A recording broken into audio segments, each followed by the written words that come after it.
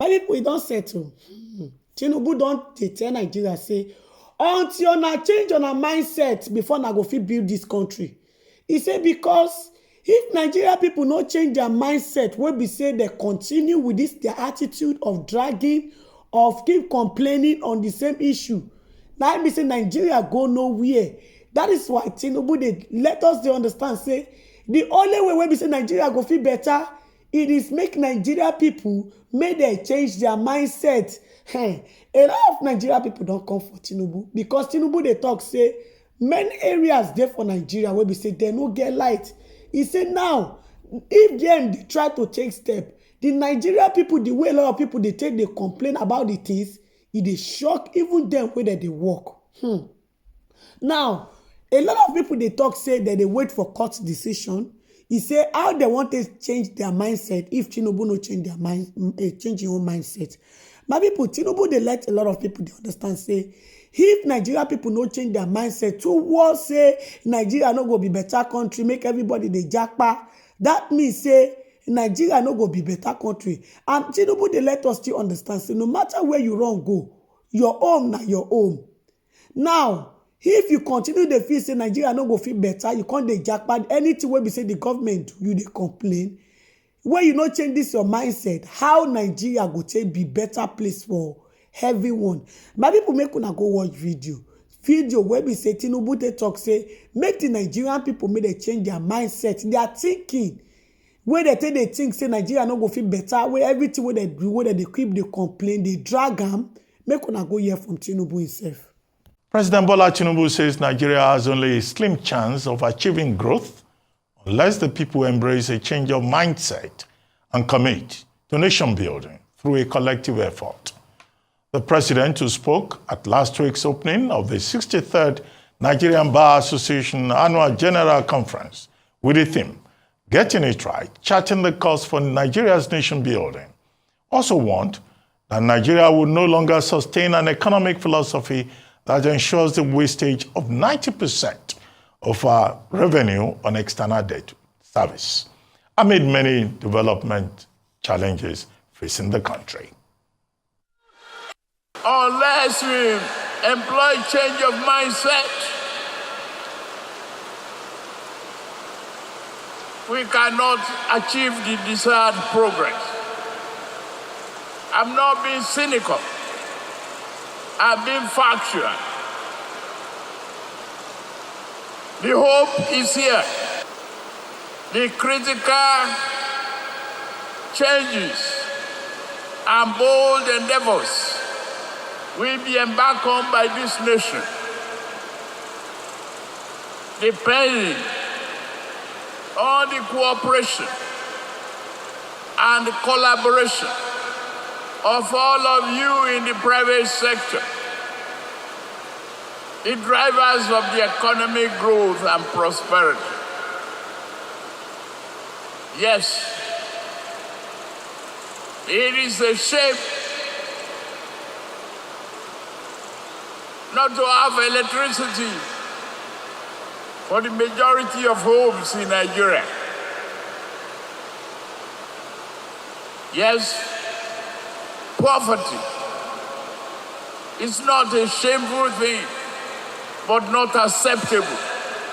We must banish it.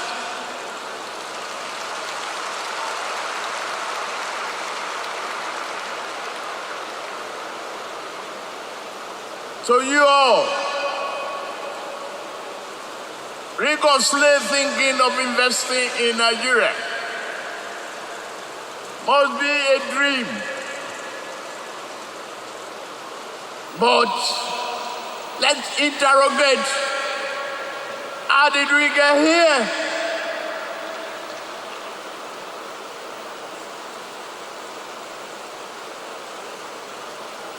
The hardship. But can we continue to service external debt with over 90% of our revenue? It's a path to destruction. We cannot continue that.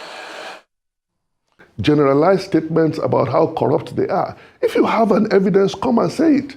You are even worse than a judicial officer who is practicing corruption or who indulges in corrupt practices when you have the evidence and you refuse to let us know because you are hurting the system. You are destroying the fabric of the system that actually holds this country together. And when you also make bare allegations, unsubstantiated allegations, you are also hurting the very fabric upon which this country is held together. Because once the people do not accept the judiciary, once public confidence of the judiciary, of the public confidence in the judiciary is eroded, then you will not have a country in place, Mr. Ruben.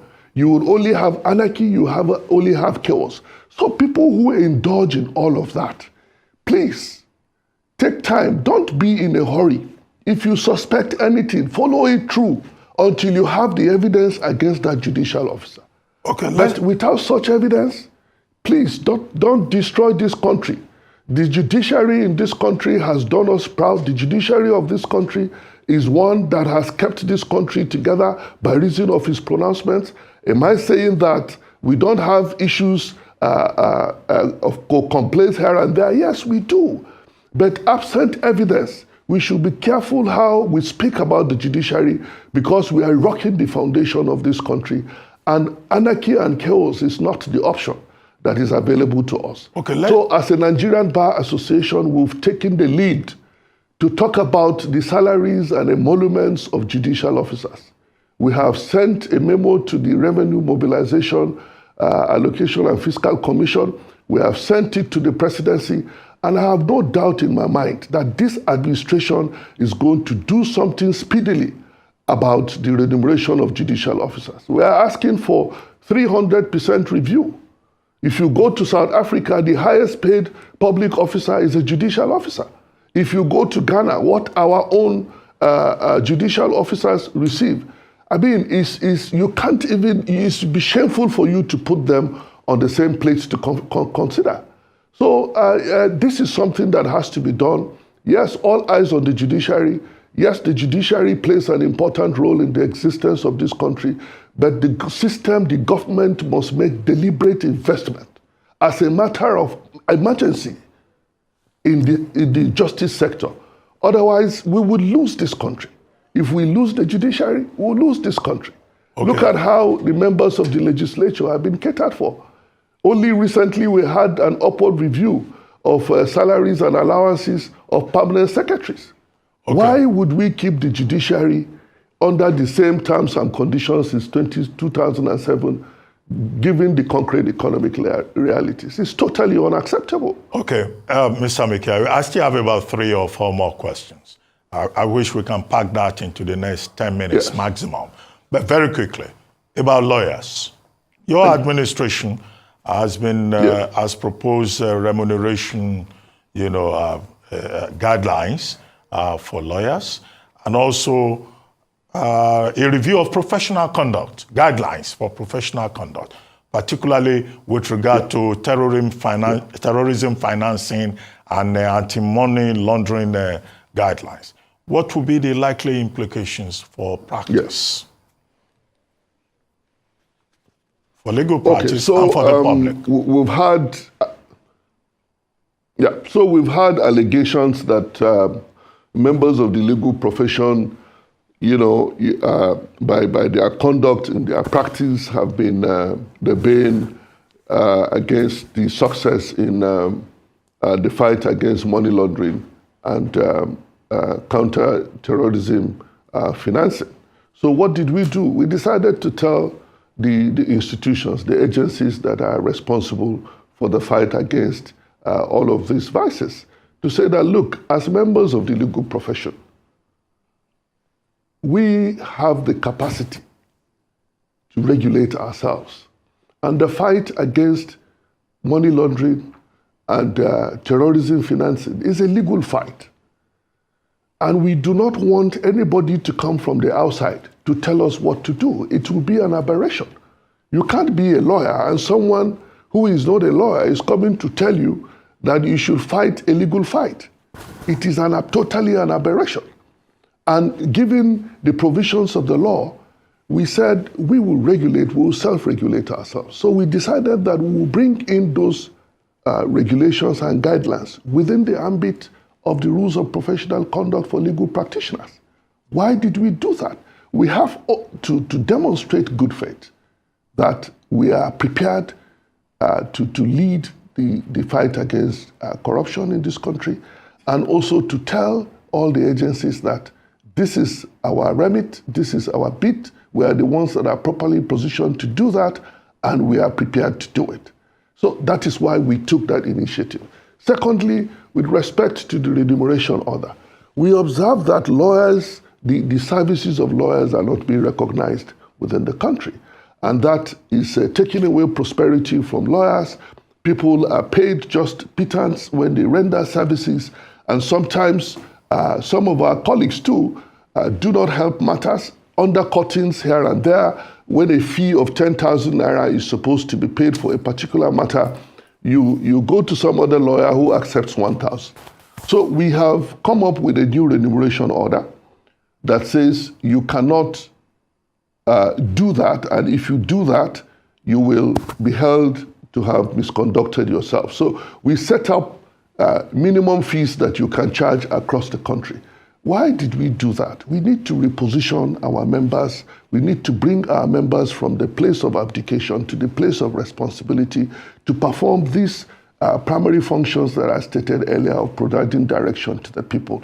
Without strengthening our lawyers in terms of their prosperity, we are not able to perform that position. If we do not demonstrate our ability to fight corruption, nobody is going to listen to us. So that is why we took up this initiative to demonstrate to the Nigerian public that we are in position to provide this service and that lawyers are actually not the stumbling block. Okay. And come to think of it, some of the questions that we asked, we probably may not have the time, but Uncle Ruben, if you look at the global index of anti-corruption and money laundering, about $18 trillion is involved across the world. The budget of this country, the entire budget of this country is about 5% of that amount of money.